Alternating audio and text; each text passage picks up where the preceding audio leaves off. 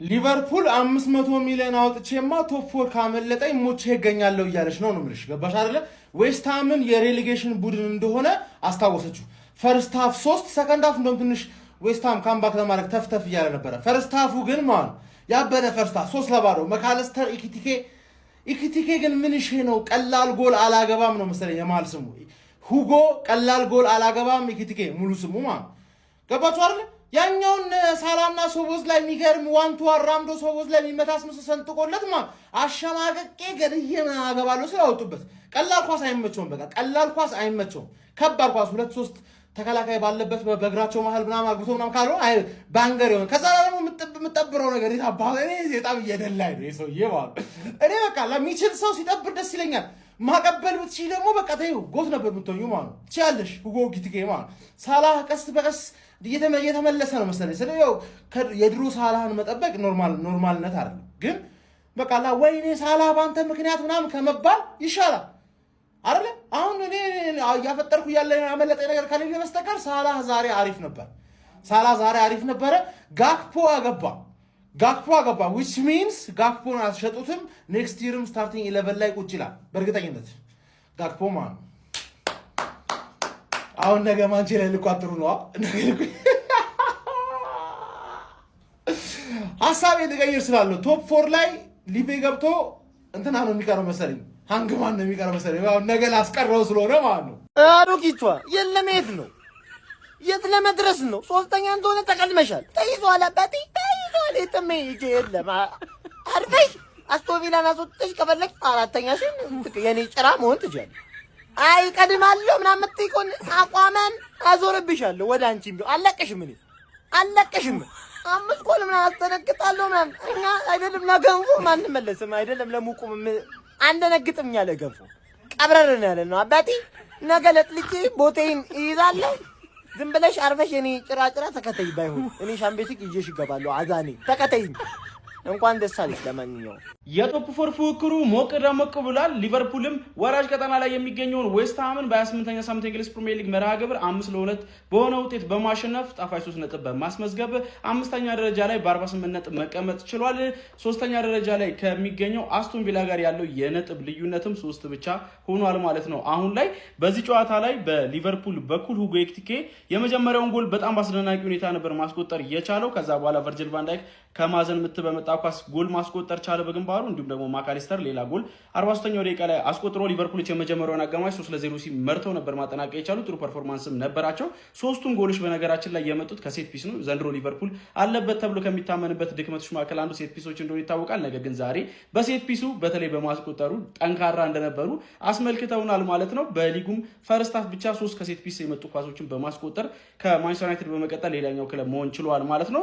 ሰከንድ ሃፍ እንደጀመረም 49ኛው ደቂቃ ላይ ዌስትሃሞች በሶሼክ አማካኝነት ጎል አስቆጥረው ጨዋታው 3-1 ሆኖ መነቃቃት ውስጥ ገብተው ነበረ። ነገር ግን ሊቨርፑሎች ከዛ በኋላ መልሰው በጋክፖ ጎል በማስቆጠር 4-1 ጨዋታውን በማድረግ እንግዲህ ማራጋት ችሎ ነበረ። ዌስትሃሞችም በድጋሚ በካስቴላኖስ አማካኝነት 75ኛው ደቂቃ ላይ ጎል በማስቆጠር ጨዋታው ወደ 4-2 መጥቶ ነበረ። ነገር ግን በመጨረሻ ደቂቃዎች ላይ ተቀይሮ የገባው ፍሪምፖንግ ያሻማውን ኳስ ዲሳይሲቭ በራሱ መረብ ላይ 83ኛው ደቂቃ ላይ አስቆጥሮ ጨዋታው 5-2 በሆነ ውጤት ተጠናቋል። በዚህ ጨዋታ ላይ ሁጎ ኢኪቲኬ 2 አሲስቶችን እንዲሁም ደግሞ 1 ጎል በስሙ ማስመዝገብ ችሏል ማለት ነው። ሶቦዝ ላይ 1 አሲስት በስሙ ማስመዝገብ ችሎ ነበረ። ለማንኛውም ለሊቨርፑሎች ግን ከክሊንሺት ከማስጠበቅ ችግራቸው ውጪ በጣም ወሳኝ የሚባል ድል ነው ማድረግ የቻሉት ማለት ይቻላል። የፕላስ ምልክቱን በመጫን ፈጣንና አዳዲስ ሆኖ ኳስ መረጃዎችን ማግኘት ይችላል። ሊቨርፑል ዌስትሃምን አጋየው 5 ስታር ሊቨርፑላውያን 48 ነጥብ ከማን ዩናይትድ ጋር እወለ ማይክል ካሪክና ሰራዊቱ አሁን ነቃ ደንገጥ ካላልክ በስተቀር ማለት ነው። ቶፕ 4 ሬስ ራሱ ማለት ጋይስ አጓጊ ነው። ለነገሩ ምን አጓጊ ነው? አስቶን ቪላ ሹልክ ብላ ትወጣለች። ሊቨርፑልና ዩናይትድ ቶፕ 4 ይጨርሳሉ። ምናልባት አጓጊ የሚሆነው ማን ነው ሶስተኛ የሚጨርሰው ሊሆን ይችላል። ግን ከሁለቱ አያልፍም። በቃ ሊቨርፑልና ዩናይትድ እንደምንም ተዛዝለውም ሆነ ተናንቀው ቶፕ 4 ይገባሉ። ይህን ሁላ ገንዘብ አውጣታችሁ ግን ለቶፕ 4 መጫወት በጣም አድክም ነው አድክም። ኤኒዌይስ ሊቨርፑላውያን 5 ስታር ዊን 5-2 እንግዲህ አሸንፋችኋል። እንኳን ደስ አላችሁ ጀማዓው። ሊቨርፑል ዌስትሃምን ወቀጠው ራሱ አይገልጽም። እናት እንደሌለው ልጅ አንተ የሻሼ እኮ አባት እኮ ነው። ምን ሆናችሁ ነው እናንተ እንደዚህ አይነት ጥቃት የምትፈጽሙበት? እንደዚህ እኮ አይቻልም እንዴ! ተርፍዬን እኮ ጸጉር እንዳታስቆርጥ አድርጎ እኮ ውለታ ሰርቶልናል አይደል እንዴ? ከመቼ ጀምሮ ነው እንደዚህ ውለታ መብላት የጀመራችሁት ሊቨርፑላውያን? ነውር አይደለም እንዴ? ነውር እኮ ነው ይሄ። በፍጹም እኮ አይቻልም። እግር ኳሳዊ ራሱ አይደለም ይሄ እንዴ!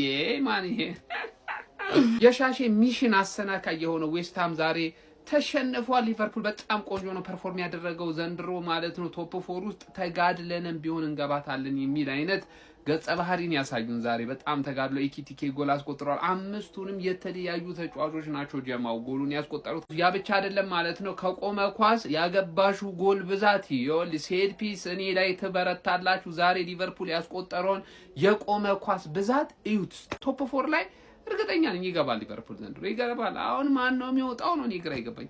ቪላ ግን ይወጣል። ቪላ ይወጣል በእርግጠኝነት። ይመቻችሁ። ቫንዳይክ ምን አለ አለ ኮንግራ ፋሚሊ። ይሄኛው ሊቨርፑል ነበር የምንፈልገው። ያው ፈርስት ሃፍ እንደነገርኳችሁ ማለት ነው። ሰከንድ ሃፍ ላይ መከላከሉ ላይ ምርጥ ከሆንን ይሄንን ጨዋታ 5-0 እናሸንፋለን ብያችሁ ነበር። ያው እንደፈራሁትም አልቀረም።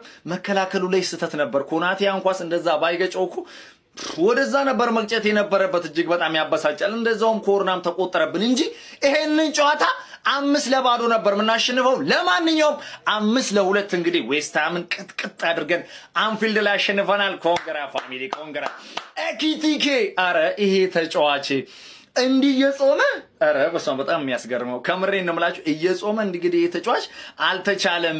2 አሲስት እና 1 ጎል እንግዲህ ያስቆጥራል። የሆነ ኳስ እንደውም ሁለተኛው የሚያስቆጥርበት ዲሳሲ እንደዛ ታክል ገብቶበት እንጂ ወይኔ ዛሬ ኤኪቲኬ ይለያል። በእውነት ነው የምላችሁ።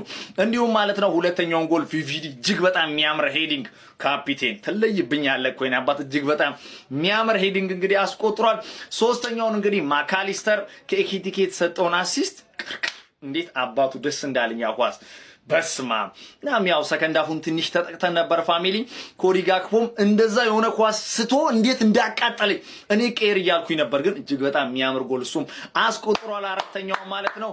በመቀጠል ተቀይሮ ከጉዳት የመጣው ፍሪፖንግ እኔ ከጉዳት ተነስቶ ሲመጣ በቃ ይፈላበታል። አረ በስመ አብ ለትሬኒዮኒ እንደውም የተቋጨው እውነት ነው የምላችሁ። ለትሬኒዮኒ ያህን የሰጠው ኳስ ትሬኒዮኒ ያችን ጎል ቢያስቆጥር እንዴት አባቱ ነበር። በመከላከሉም ፈጣን ማጥቃቱም ይለያል እኮ። ያው ዲፍሌክሽን ሆኖ እንግዲህ ጎል እሱም አስቆጥሯል። የኛ ልጅ ኮንግራ ፋሚሊ ኮንግራ። እንችላለን። ይሄ ነው ነገ እንግዲህ ይቋጠራል።